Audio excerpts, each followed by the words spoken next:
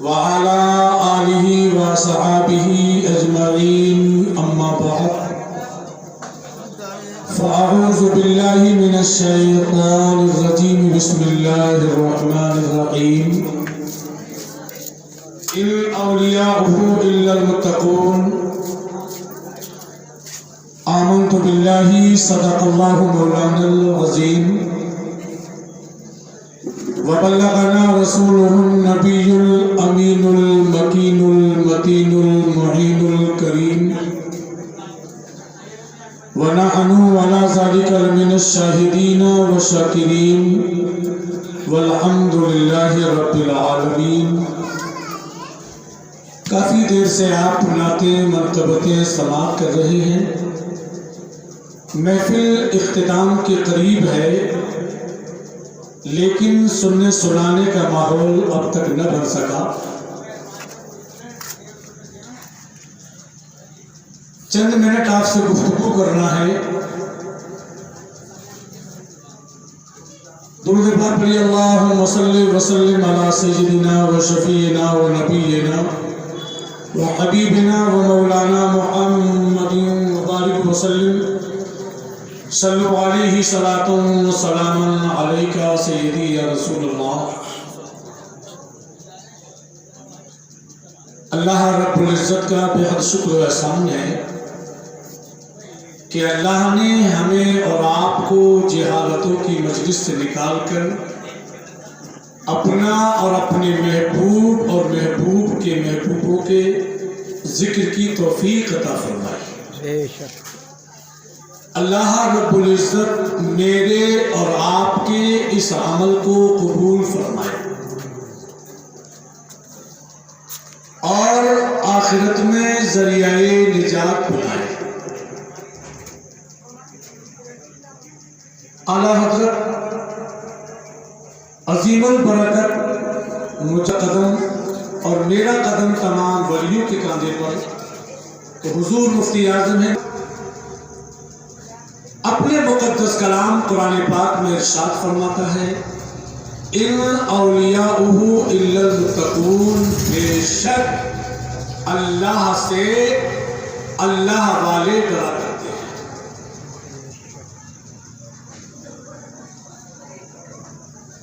جو اللہ کے مخصوص بندے ہوتے ہیں وہ اللہ سے ڈرا کرتے ہیں۔ اس آیت مبارکہ کے موضوع پر میں گفتگو کروں گا۔ دو تین شعر نعت پاک کی پیش خدمت ہیں، سماعت کریں، اپنے آقا کو پکاریں، کہیں یا رسول اللہ۔ میں نظر کروں جان و جگر کیسا لگے گا،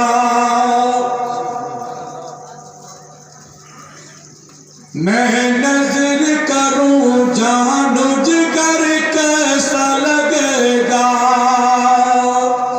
میں نظر کروں جان و جگر کیسا لگے گا، رکھ دوں در سرکار پہ سر کیسا لگے گا، رکھ دوں صلی وسلم علی سیدنا و شفیعنا و نبینا وحبیبنا و مولانا محمد مبارک وسلم۔ صلو علیہ صلاۃ و سلام علیک سیدی یا رسول اللہ۔ جس کے دل میں اللہ کا خوف ہوتا ہے، جو اللہ سے ڈرتا ہے، وہ اپنی زندگی اللہ اور اس کے رسول کے فرمان کے مطابق گزارتا ہے۔ ان محفلوں کو کرانے کا مقصد ہے کہ ہم ان محفلوں سے کچھ نہ کچھ لے کر جائیں۔ اس ماہ مبارک میں جسے ربیع الثانی کہا جاتا ہے، اسے ربیع الغوث بھی کہتے ہیں۔ غوث پاک کے نام سے اس مہینے کو منسوب نسبت ہے اور پوری دنیا غوث پاک کے نام پر لنگر لٹاتی ہے۔ آج بھی ان کے نام پر لنگر لٹایا، حالانکہ 11 تاریخ کو نہ غوث پاک کی پیدائش ہے نہ آپ کا وصال ہے۔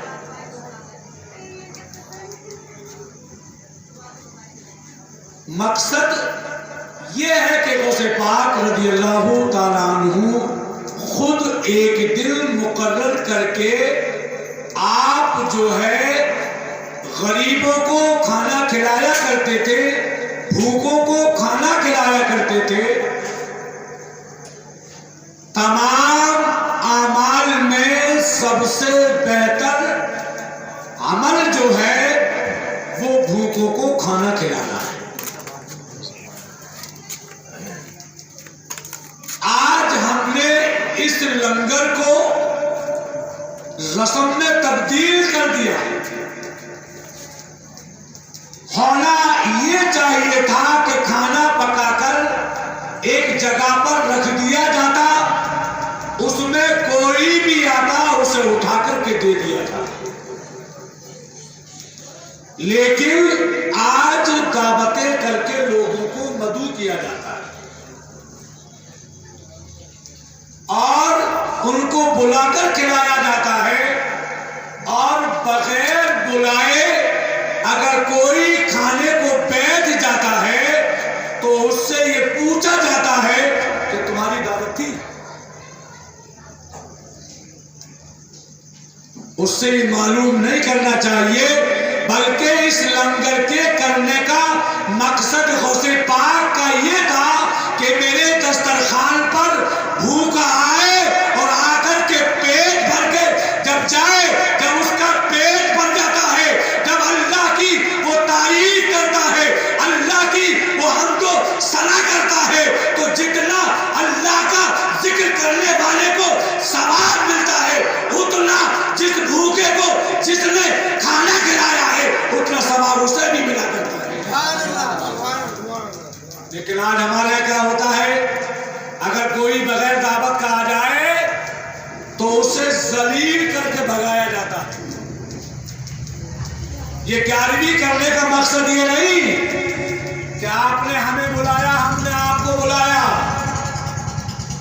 آپ نے ہماری دعوت کی، ہم نے آپ کی دعوت کی۔ یہ مقصد، اس مقصد اس کا نام 11ویں نہیں ہے۔ یہ رسم بنانی تم نے، کھانا کھلاتے، ایک طرف سے کھلاتے، اپنا آتا اسے بھی کھلاتے، بیگانہ آتا اسے بھی کھلاتے، غریب آتا اسے بھی کھلاتے، امیر آتا اسے بھی کھلاتے۔ 4 روز پہلے کی بات ہے، ایک جگہ میں دعوت میں گیا، میں نے خود اپنی آنکھوں سے دیکھا کہ اس نے بچوں کو کھلاتے ہوئے الکسا رہے تھے وہ لوگ، اور ایک بہت غریب بچہ جب وہ مانگنے آیا تو اس سے جھوٹ بول رہے تھے، وہ سالن مانگ رہا تھا تو اس سے منع کر دیا کہ سالن نہیں ہے۔ ارے غوث پاک کی تاریخ پڑھو، ان کے دروازے پر سائل سوال کر رہا تھا کہ اللہ کی راہ میں کچھ دو، اندر سے آواز آئی کہ ہمارے یہاں خود کھانے کے لیے نہیں ہے۔ جب غوث پاک نے اپنے دروازے سے مایوس جاتے ہوئے کسی غریب کو دیکھا تو آپ نے اپنے دل میں یہ خیال کر لیا کہ پورے مہینے کام کیا جائے گا، ایک دن اللہ کی راہ میں خیرات کی جائے گی۔ آپ نے پورے مہینے آپ کام کرتے تھے، اور مہینے کے ایک دن صبح سے آپ اپنے مکان پہ بیٹھ جاتے تھے اور شام تک غریبوں کو، یتیموں کو، مسکینوں کو، بیواؤں کو، بے سہاراؤں کو کھلایا کرتے تھے۔ اور بچوں کو اٹھانے والوں سنو، یہ میں نہیں کہہ رہا ہوں بلکہ اللہ کے رسول کا فرمان ہے۔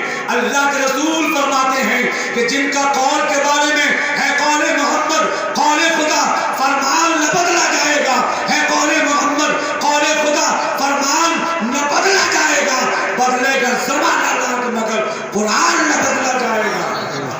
آقا فرماتے ہیں کہ جس دسترخوان پر بچے نہیں ہوتے ہیں اس دسترخوان پر اللہ کی رحمتوں کا نزول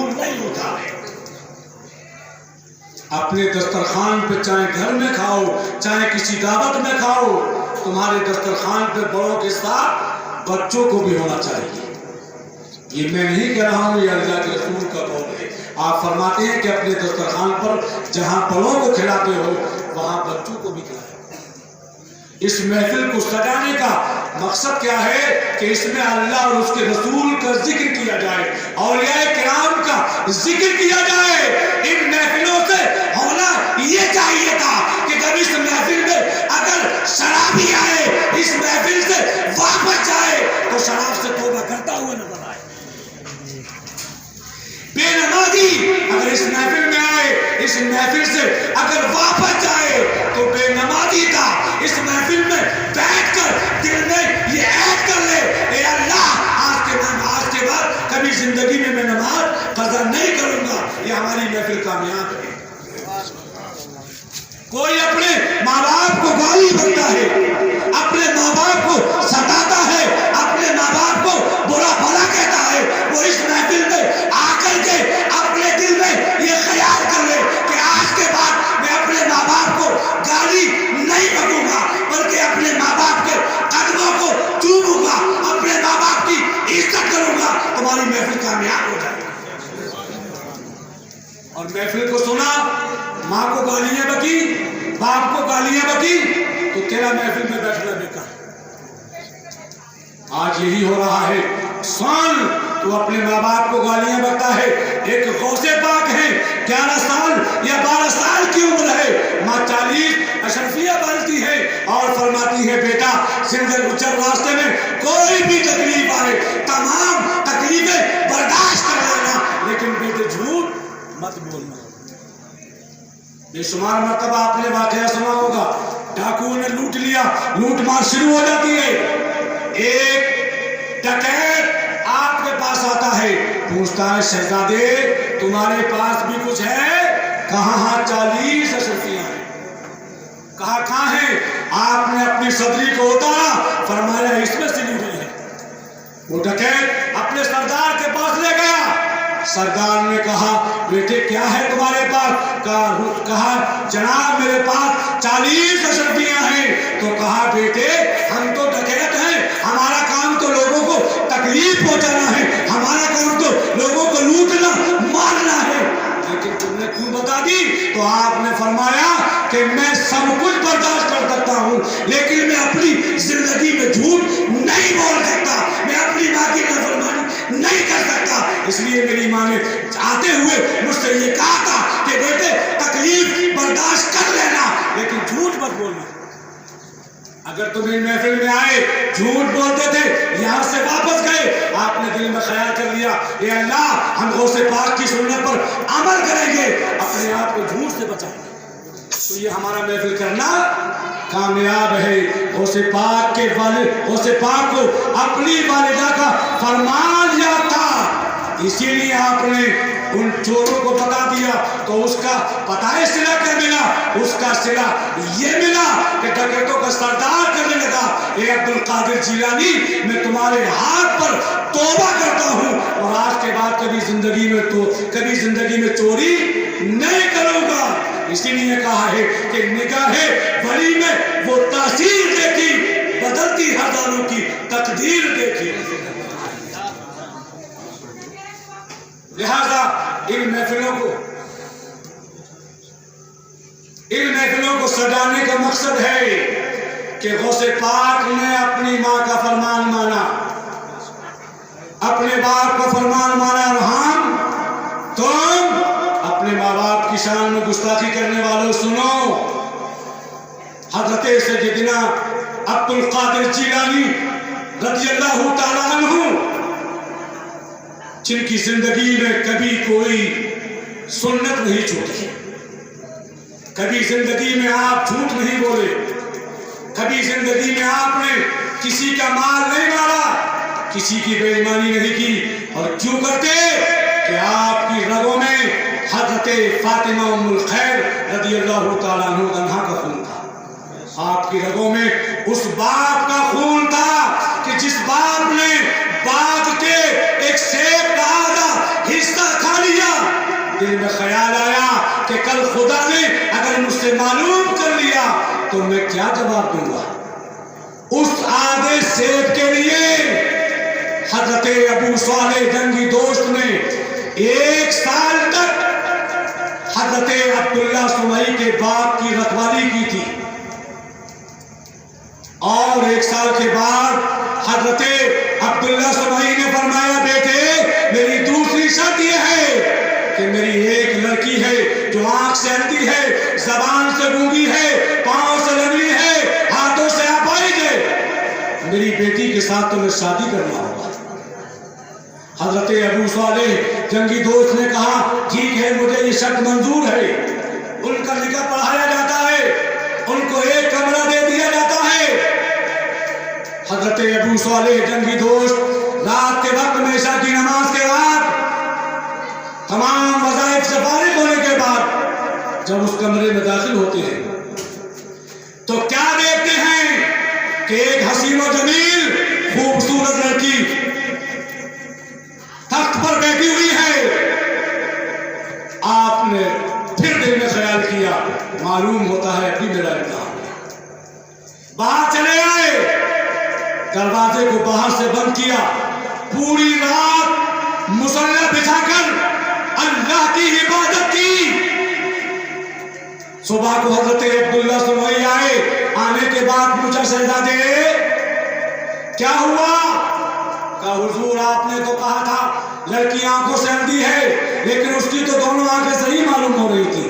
آپ نے کہا پاؤں سے لنگڑی ہے، اس کے تو دونوں پاؤں معلوم ہو رہے تھے۔ آپ نے تو کہا آنکھوں زبان سے گونگی ہے، اس کی زبان بھی معلوم ہو رہی تھی۔ آپ نے کہا تھا اس کے دونوں ہاتھ نہیں ہیں، لیکن جس لڑکی کو آپ نے بھیجا، جس لڑکی کو میں نے دیکھا اس کے تو دونوں ہاتھ ہیں۔ اللہ اکبر۔ حضرت عبداللہ سمعی جواب دیتے ہیں کہ میری بیٹی پاؤں سے لنگڑی اس لیے ہے کہ آج تک جب میری بیٹی کا اگر قدم اٹھا ہے تو یا تو اس نے وضو کیا ہے یا تو اس نے نماز پڑھی ہے یا اللہ کے مقدس قرآن کی تلاوت کی ہے۔ زبان سے گونگی اس لیے ہے کہ آج تک جب میری بیٹی کی زبان کھلی ہے یا تو اس نے اپنی ماں کو پکارا ہے یا اپنے باپ کو پکارا ہے یا اللہ کے مقدس قرآن کی تلاوت کی ہے۔ اور کہا میری بیٹی آنکھوں سے اندھی اس لیے ہے کہ آج تک اس بیٹی نے کبھی یا تو اپنی ماں کو دیکھا ہے یا اپنے باپ کو دیکھا ہے یا اللہ کے مقدس قرآن کو دیکھا ہے۔ ارے جب ماں متقی ہوتی ہے، جب ماں پرہیزگارہ ہوتی ہے، جب ماں عابدہ زاہدہ ہوتی ہے، جب ماں نمازی ہوتی ہے تو بیٹا نمازی ہوتا ہے، جب باپ نمازی ہوتا ہے تو بیٹا نمازی ہوتا ہے، جب ماں نمازی ہوتی ہے تو بیٹی نمازی ہوتی ہے۔ ان محفلوں کو کرنے کا مقصد یہ ہے کہ ہم ان محفلوں میں آئیں اور آ کر کے اللہ اور اس کے رسول کا ذکر سنیں، اللہ کے محبوب بندوں کا ذکر سنیں، حضرت سیدنا غوث پاک رضی اللہ تعالیٰ عنہ کی سیرت پر عمل کیا جائے، صحابہ کی سیرت پر عمل کیا جائے، تابعین تبع تابعین کی سیرت پر عمل کیا جائے، آقا کی سیرت پر عمل کیا جائے۔ ہم اپنی زندگی کو اللہ اور اس کے رسول کے فرمان کے مطابق اگر ہم اپنی زندگی کو گزاریں گے تو پروردگار ہماری دنیا بھی کامیاب فرما دے گا اور ہماری آخرت بھی کامیاب فرما دے گا۔ لہذا اگر زندگی میں غنیمت چاہتے ہو، اپنی زندگی میں اگر خوشحالی چاہتے ہو تو اپنی زندگی کو اللہ اور اس کے رسول کے فرمان کے مطابق گزارنے کی کوشش کرو۔ رب قدیر کی بارگاہ میں دعا ہے رب قدیر ہمارا کہنا آپ کو سننا قبول فرمائے، ہم تمام کو اس پر عمل کرنے کی توفیق عطا فرمائے، آمین ثم آمین۔ وما علینا الا البلاغ، استغفر اللہ ربی من کل ذنب و